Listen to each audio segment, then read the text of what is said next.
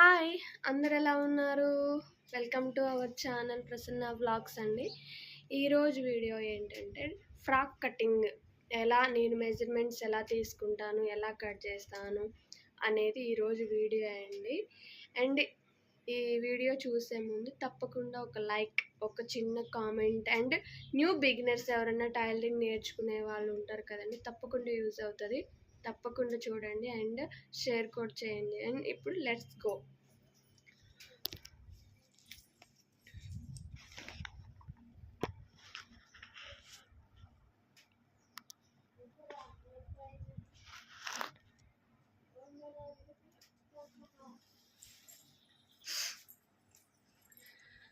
ఇగో చూస్తున్నారు కదా, ఇదిగో ఇలా బాడీ లెంత్ ఇది. అండ్ ఫ్రాక్ లెంత్ మొత్తం 44 ఇంచెస్ అనమాట. చెస్ట్ లూజు, నడుము లూజు, హ్యాండ్స్ లెంత్ పొడవు అనమాట. ఇంత మట్టికి మెజర్మెంట్స్ తీసుకుంటాను నేను. ఇప్పుడు దీన్ని బట్టి మనం పైన ఫస్ట్ బాడీ చూసుకున్న తర్వాతకి ఫ్రాక్ కింద పార్ట్ వేరే ఉంటుంది కాబట్టి నేను ఇప్పుడు ఎలా కట్ చేయాలి ఏంటనేది చూపిస్తానండి. అండ్ ఇది లెంత్ వీడియో ఉంటుంది, స్కిప్ చేయమాకండి, చూడండి, నిదానంగా అర్థమవుతుంది నేను ఎలా కట్ చేస్తున్నాను ఏంటి అనేది మీకు తెలుస్తుంది. ఇప్పుడు ఇలా పెట్టేసుకున్నాం కదండి.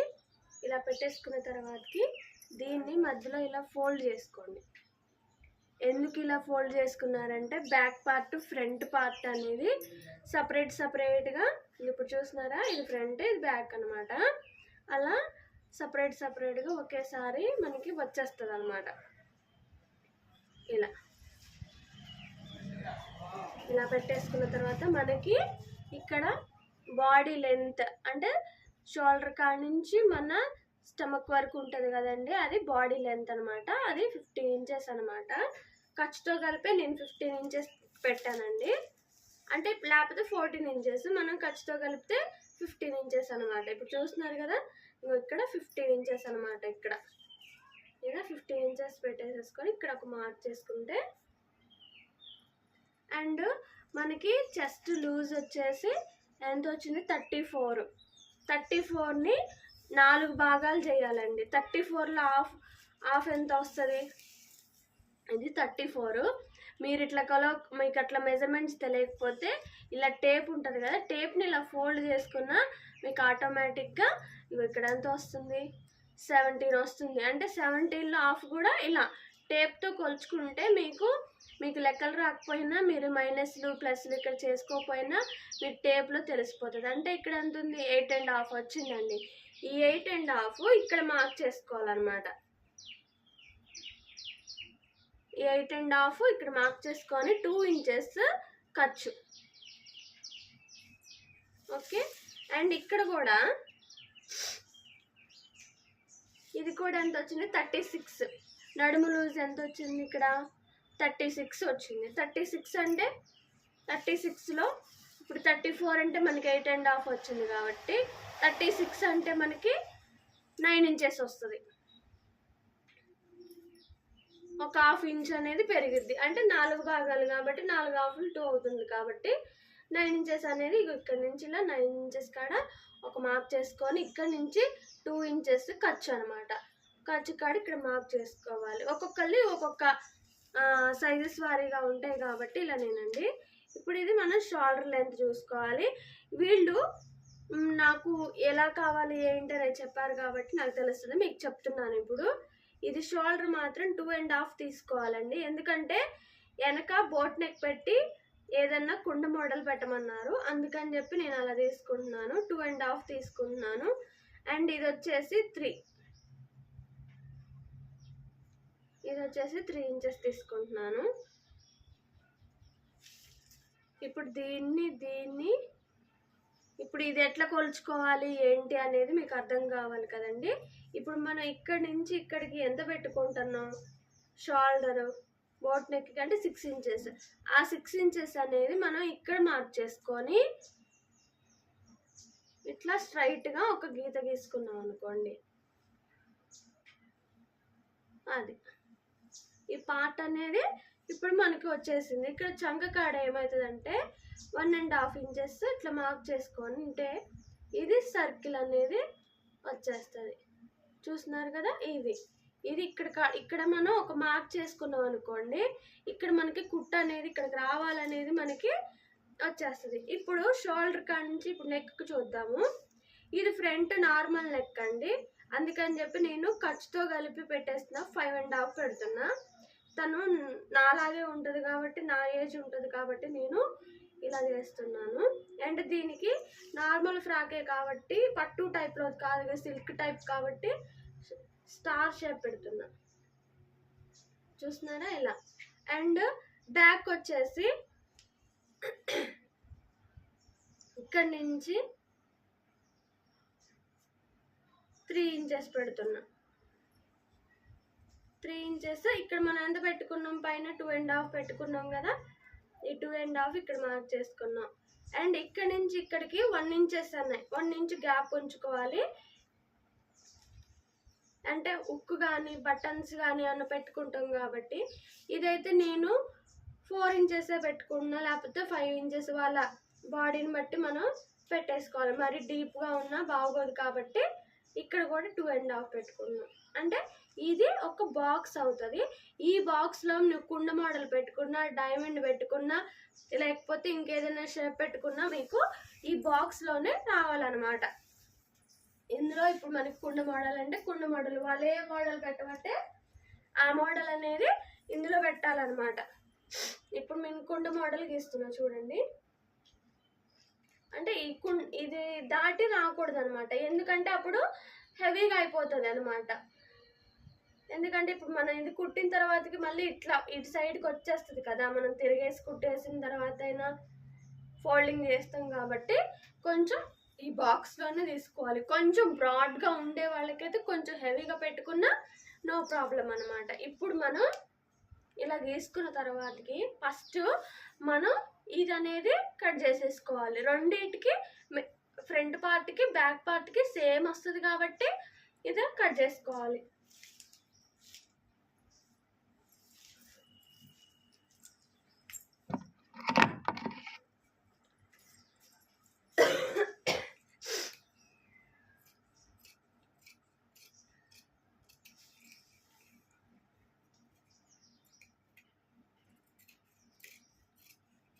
ఇలా కట్ చేసుకుంటే ఈజీగా అవుతుంది.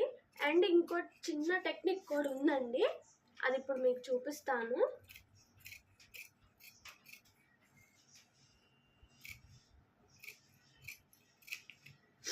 ఇలా కట్ చేసుకున్న తర్వాతకి ఇలా సమానంగానే ఉన్నప్పుడే ఇక్కడ మనకి అంటే కింద పార్ట్ జాయింట్ చేసే కాడ ఏమవుతుందంటే ఇక్కడ కోన్ టైప్లో వస్తుంది. అలా రాకోకుండా ఉండాలి అంటే ఇక్కడ 1 ఇంచ్ మందం చూస్తున్నారు కదా, ఇక 1 ఇంచ్ ఇక్కడి నుంచి ఇక్కడికి ఇలా మార్క్ చేసుకొని దీన్ని ఇలా కలుపుకోవాలి. ఇలా క్రాస్గా కట్ చేసేసుకోవాలి. చూస్తున్నారుగా ఇలా కట్ చేసుకుంటే ఏమవుతుందంటే మనం కింద పార్ట్ జాయిన్ చేసినప్పుడు ఇక్కడ ఫిట్టింగ్ అనేది మంచిగా వస్తుంది. లేకపోతే ఇది కూడా ఇట్లా సమానంగా ఉంటే ఏమవుతుందంటే ఇక్కడ నడుం కాడ అనేది పట్టేస్తుంది అనమాట. అందుకని చెప్పి ఇలా అనమాట ఇక్కడ ఒక మార్క్ చేసుకోండి. ఎందుకంటే జాయింట్ చేసుకునేటప్పుడు సైడ్ జాయింట్లు చేసుకునేటప్పుడు మనకి ఒక గుర్తు అనేది ఉంటుంది అనమాట. ఇప్పుడు ఇది తీసుకొని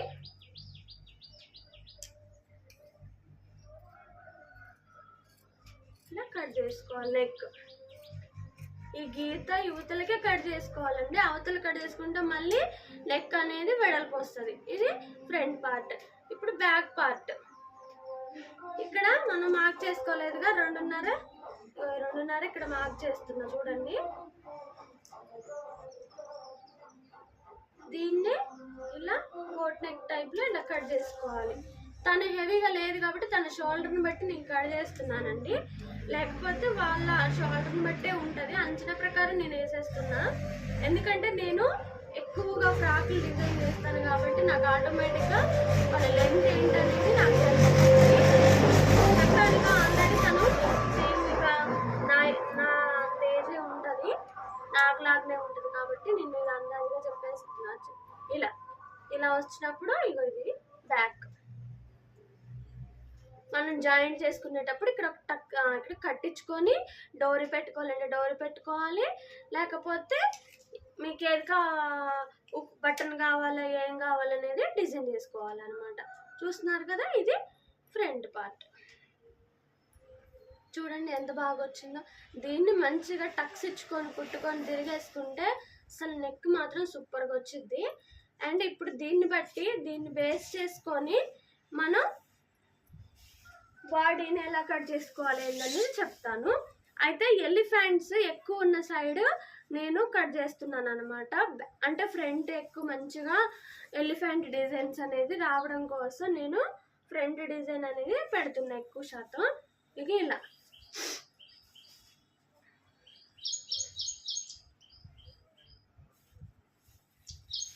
శారీని ఈ ఫ్రాక్లే మనం అనుకుంటాం కానీ ఫ్రాక్ ఎంతసేపు అవుతుందని, కానీ ఇది కట్ చేసుకోవడమే పెద్ద కన్ఫ్యూజ్ అండి, చాలా కష్టం. చూస్తున్నారు కదా, బ్యాక్ ఏదో ఫ్రంట్ ఏదో. అండ్ ఈ డిజైన్ చూసుకోవాలి. ఈ శారీ ఉన్న చోట ఉండదు, సిల్క్ కదా జారిపోతూ ఉంటుంది. వీటి మీద మనం పార్ట్స్ అనేవి పెట్టుకోవాలన్నమాట. బ్యాక్ పార్ట్ ఫ్రంట్ పార్ట్ అనేది తీసుకొని పెట్టేసేసుకోవాలి.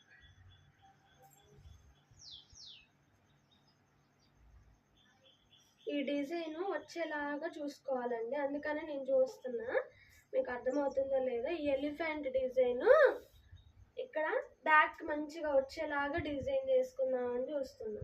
ఇలా బ్యాక్ ఇట్లా కనపడేటట్టు, ఇక్కడి నుంచి ఇక్కడికి బ్యాక్ కనపడేటట్టు మంచిగా అని చెప్పి నేను ఇలా చూస్తున్నాను. ఫ్రంట్ కూడా అంతే, ఫ్రంట్ కూడా మనకి వచ్చేలాగా.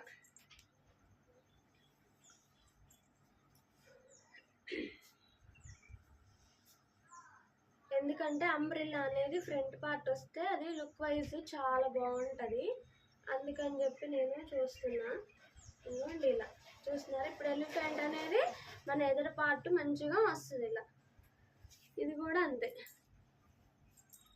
ఇది బ్యాక్ కాబట్టి ఇలా పెట్టేసేసుకుంటే ఈజీగా ప్రాసెస్ అనేది. చూస్తున్నారా, ఇప్పుడు దీన్ని ఒక చుట్టూ పావించి ఖర్చు అనేది ఉంచుకొని కట్ చేసుకోవడం.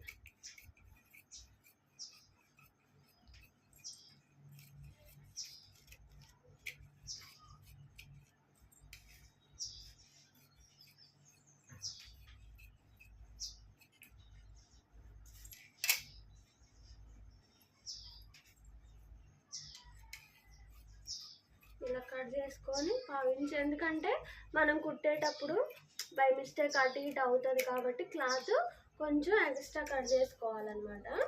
ఎక్స్ట్రా కట్ చేసుకొని ఇలా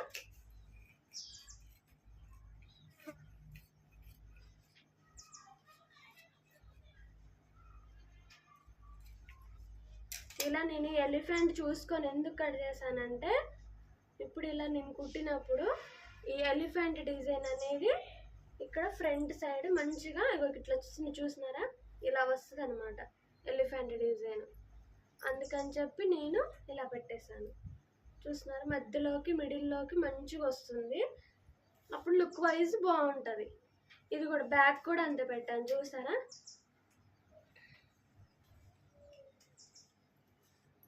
బ్యాక్ కూడా ఇప్పుడు ఇది మెయిన్ మనకి ఎలిఫెంట్ డిజైన్ అనేది కనిపించాలి కాబట్టి ఇక్కడ ఇది పాట్ షేప్ కదా, ఈ పాట్ షేప్ కాడికి ఇలా వస్తుంది అనమాట.